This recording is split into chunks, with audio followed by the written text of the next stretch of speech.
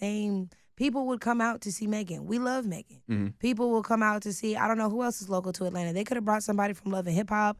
They could have brought literally anybody. I don't really care what it is you do in your personal life. Like, I don't know what Suki Hana necessarily would vote for, but I know what her music says. And even if she brought Suki Hana out, people would have came to see her. So you don't have to, like, go up there. Like, if we're talking about black women representation and you're in a room with a black woman who's vying to be president of the United States, why would you be the other black woman in the room doing everything that we say we don't want to be represented as? We don't want to be sexualized. We don't want to be the girls that are expected to twerk. We don't want men to feel like they can just come up and violate us. Yet you would promote that on a world stage with somebody who's trying to be a world leader. Well, like, this is who we are, and I feel like you connect best to this audience. Well, I don't think the people that listen to Meg or Meg supporters want to be over-sexualized. I don't think they want to be assaulted. Why would you put that on a world stage? That wouldn't, again, because women like representation. Women like all about representation. Exactly, and women like that exist. There are women, there are educated women, and they don't act like that at work. That's her job, though. That's Megan Thee Stallion's job. Megan Thee Stallion has shown up to plenty of places, like when she went to court and did not do all that. Of course, because court is not an entertainment arena. But I'm saying what about politics is supposed to be an entertainment arena? Donald Trump being on Aiden Ross stream, is that? I'm saying, what about it is supposed to be entertainment? Because politics is not supposed to be entertainment. Yeah, but the promotion of politics is. A promotion. The promotion of politics. When they appear on these platforms, when you go on the Breakfast Club, when you go to concerts, when your name is mentioned at Essence Fest, that is 100% capturing an audience and giving them your platform. And as you having an audience and being given a platform, you should represent your people in the best way possible. And again, on the world stage, you got a passport. You seem like a well-traveled man. Mm-hmm. You don't want to go to these other countries and wonder why they have these stereotypes of us. Because when they turn on the TV, that's all they see. Black people need to understand that. Other people who come here are not racist because they think black men are thugs and black girls like to get ratchet and have sex all the time. That's all they see. Mm-hmm. That's all of our music. So when they hear our music, that's what they see. I just came back from Paris, and they all know bow, bow, bow, and Sexy Red. That's the only thing they can ask me. Oh, you're American? You like Sexy Red? And it's like, okay, like, yeah, I do. Because that's the simplest form of art that can translate to these other cultures. And unfortunately, the simplest form of art that translates to other cultures, rich, poor, whatever, all we are represented as are thugs and hoes. And that's not okay. And as somebody vying to be president, you wouldn't want that representation on the world stage. It just doesn't go together. As a black woman trying to get people to take her serious as the next president of the United States, sure. Why would you choose? And again, if she could have been a singer and just covered some songs that were more appropriate. But Megan literally didn't have one appropriate song to perform there, and nothing about the performance said this should rock the vote. You are voting for these things. Let me say this. I think what you're saying may or may not be true, but guess what? Those people were already thinking about that. They already looked at black people that way. They already did. So why? Okay, so they already looked at us like that. There was so like why, we should be okay with continuing to normalize. We've had enough well-spoken Negroes walk into these places and show you that there's another. We had a black president a few years ago.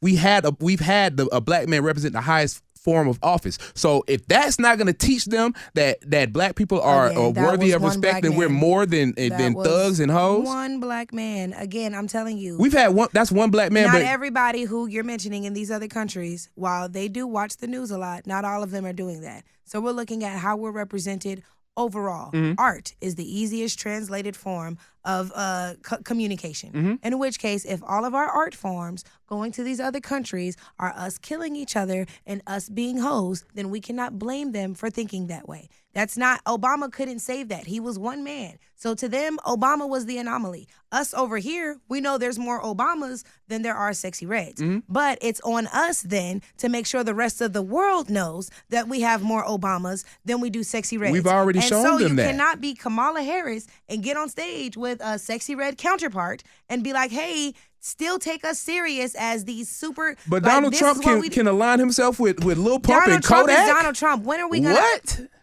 Donald Trump is Donald Trump. A rich white man and a black woman have different life experiences and different plights. Just women, period, have a different experience when climbing the corporate ladder. Women, period, have to move differently when climbing the corporate ladder. Look at this. Kamala Harris suits are never too tight because she doesn't want to be sexualized. Kamala Harris's heels are never too high because she doesn't want to be sexualized. Kamala Harris doesn't do her hair too long. Because she doesn't want to be sexualized. So why in the world would you go and make sure that your appearance is what something black women can be proud of? But then you would align yourself with the very thing a lot of black women over the age of 25, most black women over the age of 25 do not want to be looked at as a Megan Thee Stallion. But guess what? Or as a sexy there are red. women Megan's age, younger and older, that exist in the same realm that Megan Thee Stallion exists, and for them, what's that realm? was Megan Thee Stallion is a college-educated woman. Exactly, who likes to get lit and have fun. So when those people all of us like to get lit and have fun. I like to get lit and have fun, but you didn't see me get lit and have fun on the stage. Yeah, because that wasn't your role in that current moment. Who said it wasn't? So you mean to tell me if they told me to twerk, you think I would go do it because I think that would translate as a great message to the audience? This is our first time. This is our first time having a conversation. Megan doesn't have to twerk as a part of her job. In that moment, she it was literally does not have to. In that moment, she was booked as a performer, so she gave a performance. And you can do it. And when she performs at high schools, she does not twerk. So where was that 1, 2, 8 count? I've never seen Megan perform at a high school.